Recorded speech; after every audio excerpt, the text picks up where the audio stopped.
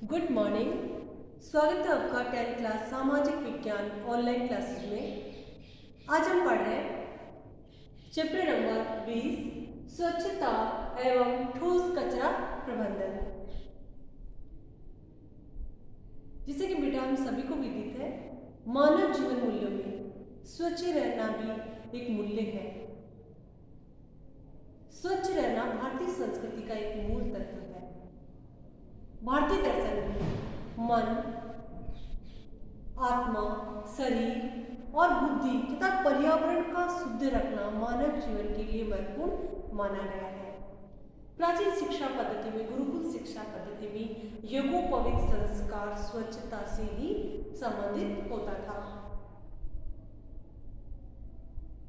सामान्य शब्दों में हम स्वच्छता के अर्थ की बात करते हैं बेटा। बीमारी फैलाने वाले कचरे या गंदगी, पारिवारिक या कारखानों का दूषित कचरा, दूषित जल, मानव व पशुओं का ठोस कचरा, इन सभी के निस्तारण का कार्य स्वच्छता से संबंधित है। विश्व स्वास्थ्य संगठन के अनुसार स्वच्छता का अर्थ है शौचालयों व दूषित पानी को स्वच्छ रखने की आवश्यकता। जो विश्व स्वास्थ्य संगठन है WHO, उसने स्वच्छता की परिभाषा में बताया है कि जो शौचालय है, दूषित पानी है, इनको स्वच्छ रखने पर ध्यान दिया जाए। दूसरा है मानव मलमूत्र व कचरे का निस्तारण करने से संबंधित प्रावधान स्वच्छता कहलाते हैं। इसको और अधिक विस्तृत रूप में अगर देखा जाए तो इसमें बहुत सारी चीजें अपन शामिल कर सकते हैं। पहला है मानव के मलमूत्र कचरे का निस्तारण, दूसरा है ठोस कचरे का पुनः प्रयोग और पुनः चक्रण का प्रबंधन करना, तीसरा बेटा जो इससे संबंधित है पारिवारिक दूषित जल की निकासी, चौथा इससे जो संबंधित है तूफान बाढ़ में पानी की निकासी की व्यवस्था, पांचवा औद्योगिक कचरे का संग्रहण और निस्तारण, और छठा है खतरनाक कचरा। खतरनाक कचरे में क्या क्या आते हैं? रासायनिक कचरा, रेडियोएक्टिव कचरा और अस्पतालों का कचरा, इन सभी का संग्रहण और निस्तारण करना। तो ये सभी स्वच्छता के अर्थ में शामिल है। अब आपके मन में भी एक प्रश्न उठ रहा होगा कि स्वच्छता पर इतना ध्यान क्यों? क्योंकि गंदगी या कचरे से मक्खियां फैलती है और इसके कारण गंदगी या कचरे से विशेष रूप से कमजोर समूह के बच्चे, जवान और वृद्ध बीमारियों से ग्रसित हो जाते हैं। और जो ये गंदगी है, अस्वच्छता है, ये क्या करती है? हमारे प्रतिरोधी क्षमता को कमजोर बनाती है।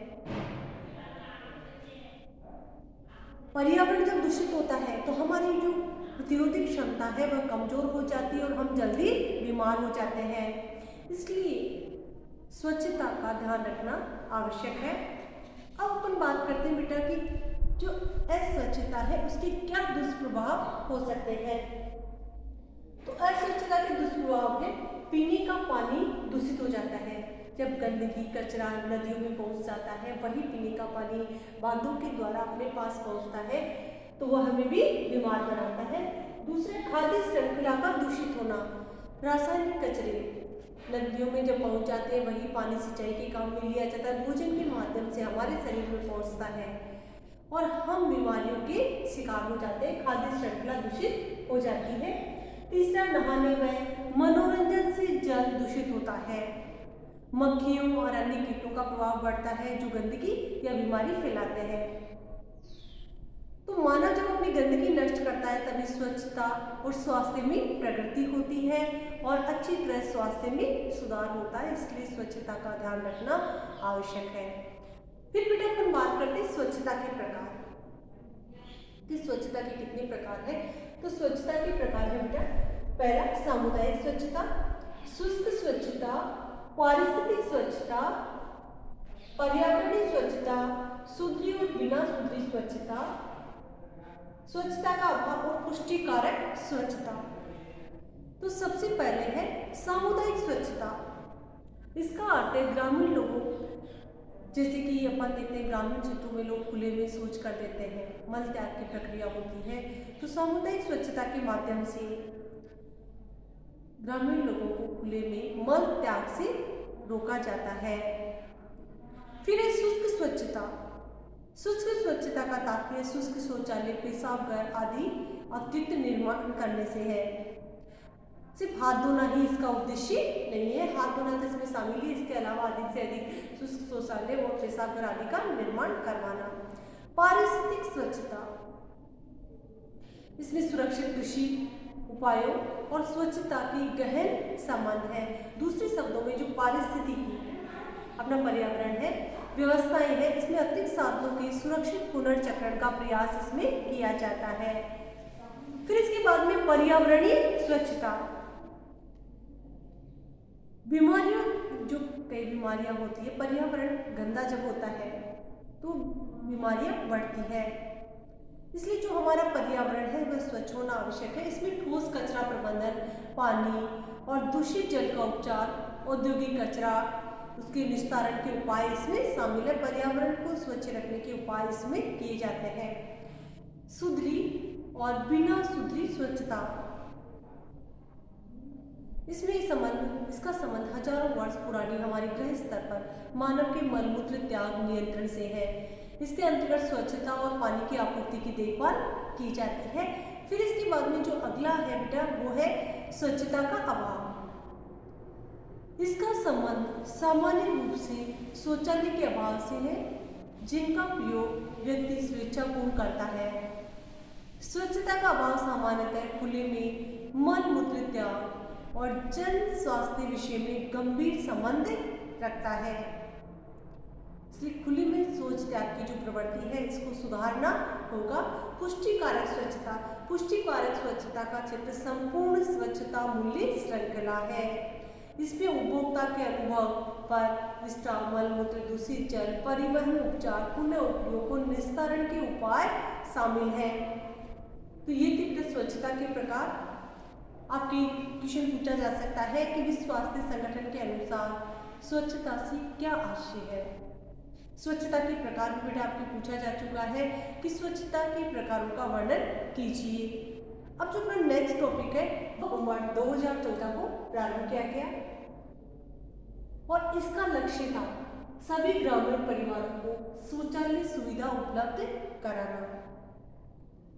स्वच्छता को बढ़ावा देने के लिए सभी ग्राम पंचायतों में ठोस और द्रवित अपशिष्ट प्रबंधन क्रियाकलापों के माध्यम से 2 अक्टूबर 2019 तक खुले में शौच मुक्त भारत हासिल करना और इसके लिए सरकार के द्वारा शौचालय बनवाने के लिए ग्रामीण क्षेत्रों में जो राशि प्रदान की गई है 12,000 रुपये कर दी गई है।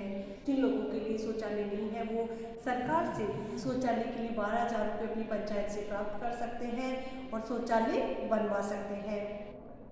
तो स्वच्छ भारत मिशन के लिए एक सराहनीय प्रयास रहा। इसका प्रश्न आपके बन जाता है बेटा कि स्वच्छ भारत मिशन कब प्रारंभ किया गया? 2 अक्टूबर 2014 को। और इसका लक्ष्य क्या था? 2 अक्टूबर 2019 तक भारत को खुले में शौच मुक्त रखना। फिर इसके बाद में अपन बात करते हैं बेटा ठोस कचरा प्रबंधन की। आधुनिक काल में तेजी से बढ़ते शहरीकरण, औद्योगिकरण और वातावरण प्रदूषण के प्रति लापरवाही ने शहरों में ठोस कचरे की समस्याएं उत्पन्न कर दी है, जिसके कारण शहरों में गंदगी जनित बीमारियां उत्पन्न हो रही हैं। ठोस कचरे से आशय है घरों, कारखानों, उद्योगों, अस्पतालों और अन्य संस्थाओं से निकलने वाला सूखा, गीला या अनुपयोगी साधन कूड़ा। इसमें सभी में फलों के छिलके, सब्जियां, खोल, बचे हुए खाना, कागज, पैकिंग सामग्री, पॉलीथीन, डिब्बी, ऑर्गेनिक अनॉर्गेनिक पदार्थ, बैटरी के सेल, बल्ब, टूटे थर्मामीटर, रेडियोएक्टिव पदार्थ, विस्फोटक सामग्री आदि सभी शामिल होते हैं। तो ठोस कचरा प्रबंधन प्रक्रिया। ठोस कचरा प्रबंधन प्रक्रिया जनता के द्वारा जो निर्वाचित प्रतिनिधि शहरी निकाय होते हैं उनके द्वारा इस ठोस कचरे के निस्तारण का उपाय करवाया जाता है। इसमें नियमित और रूपरेखा पद्धति पर नियुक्त सफाई कर्मचारी घरों, उद्योगों, अस्पतालों, अन्य प्रतिष्ठानों से लाकर कूड़ा संग्रहण करते हैं।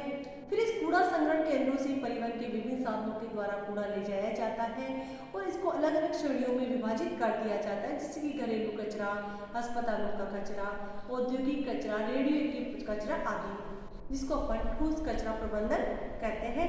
अब इस ठोस कचरा निस्तारण के उपाय, ठोस कचरे का निस्तारण किन उपायों से किया जाता है? सबसे पहला है कचरा न्यूनीकरण और पुनः प्रयोग, दूसरा है कचरे का पुनर्चक्रण, कचरा संग्रहण, उपचार एवं निस्तारण, भस्मीकरण, गैसीकरण। तो ये कचरा निस्तारण के उपाय है। तो सबसे पहले अपन बात करते हैं कचरा न्यूनीकरण और पुनः प्रयोग। उत्पादों का न्यूनीकरण एवं पुनः प्रयोग दोनों ही निस्तारण के सरल उपाय हैं। न्यूनीकरण में उत्पादकों और उपभोक्ताओं दोनों को कचरा कम उत्पादित करने के लिए प्रोत्साहित किया जाता है, जैसे कि पैकिंग कम करना, कपड़े का पुनः प्रयोग करना, और जैसे कपड़े होते हैं पुराने, उनसे कपड़े की थैली बनाना, और इसके अलावा प्लास्टिक के पाउच इनका उपयोग कम करना। पुनः प्रयोग विधि में जनता को पुनः उपयोगी सामान क्रय करने को प्रोत्साहित किया जाता है, जैसे कि कपड़े, नैपकिन, प्लास्टिक का सामान, कांच के बने बर्तन। अवांछित सामान फेंकने के स्थान पर हम किसी जरूरतमंद व्यक्ति को दे सकते हैं, तो उसका उपयोग हो सकता है। फिर इसके बाद में दूसरा है कचरे का पुनर्चक्रण। कचरे को अनुपयोगी कच्चे माल के रूप में काम में लिया जा सकता है। जो कचरा संग्रहण केंद्र होते हैं वहाँ पर जैसे धातुएं होती है, तांबा है, लोहा है, इनका अलग अलग स्थानों में इनको कर दिया जाता है, फिर उसको कच्चे माल के रूप में उससे नया उत्पाद बनाया जा सकता है। तीसरा जो टॉपिक अपने बेटा वह है कचरा संग्रहण करना।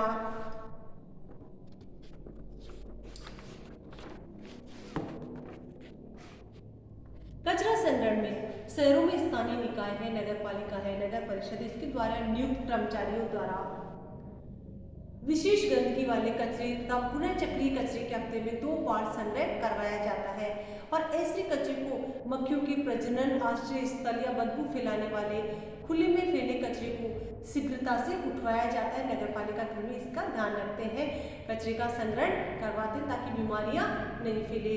उपचार एवं निस्तारण, कचरा उपचार तकनीकी ये खोज करती है कि प्रबंधन फार्म बढ़वाकर कचरे की मात्रा कम की जाए, जिससे कचरा निस्तारण सरल बन जाए। कचरा निस्तारण की विधियां कचरे की मात्रा, प्रकार और रचना के आधार पर प्रयोग में लाई जाती है। इसमें जमीन में दबाना, जैविक प्रक्रिया अपनाकर कचरे का निस्तारण करना और उपचार और निस्तारण में विकल्प चुना जाता है। कचरे का अंतिम रूप देने के लिए प्रबंधक तकनीकी कम करना, पुनर्चक्रण करना, पुनः उपयोग में काम में लेना। फिर इसके बाद में भस्मीकरण। भस्मीकरण एक थर्मल प्रक्रिया, बेटा आपने साइंस में पढ़े होगा। कचरे का दहन ऑक्सीजन की उपस्थिति में किया जाता है, क्योंकि ऑक्सीजन की उपस्थिति के बिना दहन संभव नहीं है। भस्मीकरण के बाद कचरा कार्बन डाइऑक्साइड में बदल जाता है, तो भस्मीकरण के द्वारा कचरे का निस्तारण किया जाता है। इसके बाद में है गैसीकरण या पाइरोलिसिस। गैसीकरण के द्वारा भी कचरे का निस्तारण किया जाता है। गैसीकरण या पाइरोलिसिस के द्वारा बिना ऑक्सीजन की अनुपस्थिति में कचरे का दहन या तो ऑक्सीजन की कम मात्रा होगी या ऑक्सीजन बहुत कम होगी नहीं ऑक्सीजन की अनुपस्थिति में, इस प्रक्रिया से किया जाता है। ये तकनीकी कम ऑक्सीजन या बिना ऑक्सीजन वाले क्षेत्रों में काम में ली जाती है, जैसे ऊंचे पहाड़ी क्षेत्रों में। और पाइरोलिसिस की विशेषता ये कि वायु प्रदूषण किए बिना ऊर्जा का पुनर्भरण इसमें किया जाता है। तो ये है कचरा निस्तारण के उपाय।